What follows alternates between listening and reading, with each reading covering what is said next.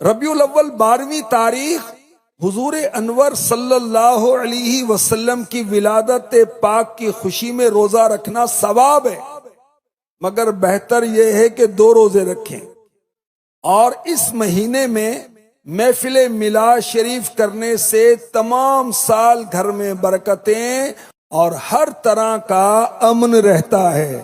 مفتی صاحب لکھتے ہیں اس کا بہت تجربہ کیا گیا۔ 11ویں 12ویں تاریخوں کی درمیانی رات کو تمام رات جاگے، اس رات میں غسل کرے، نئے کپڑے بدلے، خوشبو لگائے، ولادت پاک کی خوشی کرے، اور بالکل ٹھیک صبح صادق کے وقت قیام کرے، سلام کرے، انشاءاللہ جو بھی نیک دعا مانگے قبول ہوگی۔ بہت ہی مجرب ہے، تجربے سے ثابت ہے۔ مفتی احمد یار خان نعیمی رحمت اللہ علیہ لکھ رہے ہیں، زندگی میں 100 بار بھی ٹھوکر لگے تو ہار مت مانو، 100 بار بھی گرو تو ہار مت مانو، چلتے رہو، اٹھو چلتے رہو، منزل کی طرف ربا دبا رہو۔ ہار مان لینا مومن کی شان نہیں۔ مومن ٹھوکر کھا سکتا ہے، گر سکتا ہے، لیکن ہار نہیں مان سکتا۔ یہ جو کہتے ہیں نا مجھے فلاں چھوڑ گیا فلاں چھوڑ گیا، اس کی ایک وجہ یہ ہے کہ اس بندے کو آپ کی ضرورت تھی 15 منٹ، آپ نے اس کو 15 گھنٹے دے دیے ہیں۔ اس کے بعد اگلی بات یہ ہے کہ وہ بندہ چاہتا تھا آپ اس کو دن میں 1 مرتبہ کال کریں، آپ اس کو 40 کالیں کرتے ہیں۔ اس کے بعد اگلی بات یہ ہے کہ اس بندے کا اتنا ظرف نہیں ہے کہ آپ جیسے انمول لوگ ان سے محبت کریں، لیکن چونکہ دل ہے نا اندھا ہوتا ہے، آپ کا دل آیا، آپ نے اس کے ساتھ محبت کی، اس نے آپ کے دل کا تماشا بنا دیا۔ اس لیے بے قدری تو ہونی ہی تھی، چونکہ آپ زیادہ میسر تھے، اس لیے جن کے دل لوگوں نے توڑ دیا، بہترین راستہ ہے اللہ کی طرف آ جائیں، یہی وقت ہے۔ آپ یقین کریں جنہوں نے آپ کا دل 2 روپے 50 روپے میں بیچ دیا نا، نیلام کر دیا توڑ کے، آپ اللہ کے راستے پہ آ جائیں، کروڑوں روپے لے کے کھڑے ہوں گے، خرید نہیں سکیں گے۔ آپ کو پتہ کچھ لوگ اس طرح کے ہیں جو ایک ہی دعا بار بار مانگتے ہیں لیکن دعا قبول نہیں ہوتی، اس کی جگہ کوئی دوسری دعا بھی نہیں مانگتے۔ اب جو لوگ جو دعا مانگتے ہیں وہ پہنچ گئے جو میں کہنے لگا ہوں۔ اب دوسرا سوال یہ ہے کہ وہ رب ہے، وہ جانتا ہے کہ ہم ہر مرتبہ کچھ ایک ہی چیز کو بار بار مانگتے ہیں، پھر وہ ہماری دعا کو قبول کیوں نہیں کرتا؟ تیسرا سوال یہ ہے کہ جب وہ جانتا ہے کہ ہم ایک ہی چیز مانگیں گے، پھر وہ ہمارے دل سے اس خیال کو کیوں نہیں نکال دیتا کہ اس کی جگہ کچھ اور مانگ لیں؟ آئے ہائے، وہ چاہتا ہے کہ تم بار بار مانگو، وہ رب ہے، وہی سب ہے۔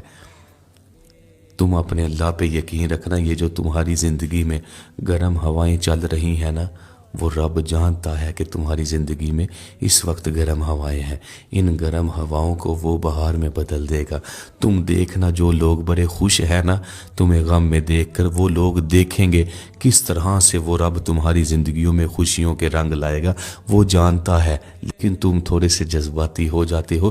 تم اپنے اللہ پہ یقین رکھنا، آنے والا ہے وہ وقت جب تمہاری دعائیں رنگ لائیں گی، لیکن تم اپنے اللہ پہ یقین رکھنا، کیونکہ وہ جو رب ہے نا وہی سب ہے۔ کتنی تقریریں ہوئی جہیز کے خلاف، کتنی تحریکیں چلی، بڑے بڑے لوگوں نے جہیز کے خلاف بولا، لیکن آج بھی جہیز کا رواج اپنی جگہ پر برقرار ہے۔ اور صرف جہیز کی مخالفت اگر کی گئی تو یہ جہیز کا رواج ختم نہیں ہوگا۔ یہ جہیز کو ختم کرنا ہے، اس لعنت کو ختم کرنا ہے تو لوگوں کی سوچ کو بدلنا ہوگا، غیرت پیدا کرنی ہوگی، اور یہ سماج کا ڈر ختم کرنا ہوگا۔ بہت کم لوگ ہیں جو ضرورت کے لیے جہیز لیتے ہیں، اکثر لوگ صرف دکھانے کے لیے جہیز مانگتے ہیں۔ ایسے کتنے لوگ ہیں جو شادی سے پہلے زمین پر سوتے تھے، شادی کے بعد بیڈ نصیب ہوا؟ ایسے کتنے لوگ ہیں جو پیدل چلتے تھے، شادی کے بعد انہیں گاڑی نصیب ہوئی؟ بہت کم لوگ ایسے ہوں گے، ورنہ سب کچھ پہلے سے ہی موجود ہے۔ جہیز کیوں لیا جا رہا ہے؟ سماج کو دکھانے کے لیے کہ لوگ آئیں گے اور دیکھیں گے کہ لڑکی کیا لے کر آئی ہے، کتنا سامان لے کر آئی ہے۔ اگر کچھ نہیں ہوا تو طرح طرح کی باتیں بنیں گی، شاید لڑکے میں کوئی کمی تھی، اندرونی کوئی معاملات تھے۔ یہ ڈر ختم کرنا ہوگا، دماغ میں یہ بٹھانا ہوگا کہ یہ زندگی ہمیں سماج کے حساب سے نہیں، رب کو راضی کرنے کے لیے جینا ہے۔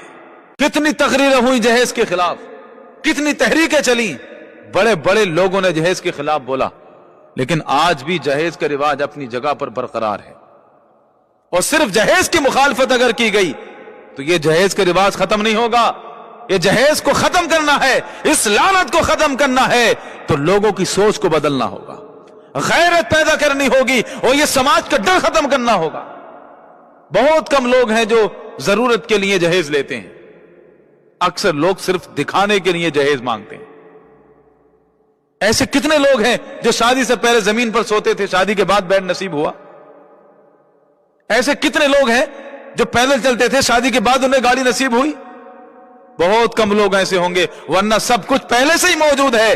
جہیز کیوں لیا جا رہا ہے؟ سماج کو دکھانے کے لیے کہ لوگ آئیں گے اور دیکھیں گے کہ لڑکی کیا لے کر آئی ہے, کتنا سامان لے کر آئی ہے. اگر کچھ نہیں ہوا تو طرح طرح کی باتیں بنیں گی, شاید لڑکے میں کوئی کمی تھی, اندرونی کوئی معاملات تھے. یہ ڈر ختم کرنا ہوگا, دماغ میں یہ بٹھانا ہوگا کہ یہ زندگی ہمیں سماج کے حساب سے نہیں, رب کو راضی کرنے کے لیے جینا ہے. آپ نے اس شخص کو چھوڑ دیا ہے جس بیچارے کا آپ کے سوا کوئی نہ تھا. آپ نے اس شخص کو چھوڑ دیا ہے جس کی زندگی کا کل اثاثہ آپ تھے. آپ نے اس کو چھوڑ دیا ہے جس نے سارے زمانے سے آپ کے پیچھے لڑائیاں کی. آپ نے اس کو چھوڑ دیا ہے جو بیچارہ سب سے آپ کے پیچھے بحث کر لیتا تھا. آپ نے اس کو چھوڑ دیا ہے جس بیچارے کو مستقبل کی طرف دیکھنا پڑ جائے تو سوائے اندھیروں کے کچھ نظر نہیں آتا.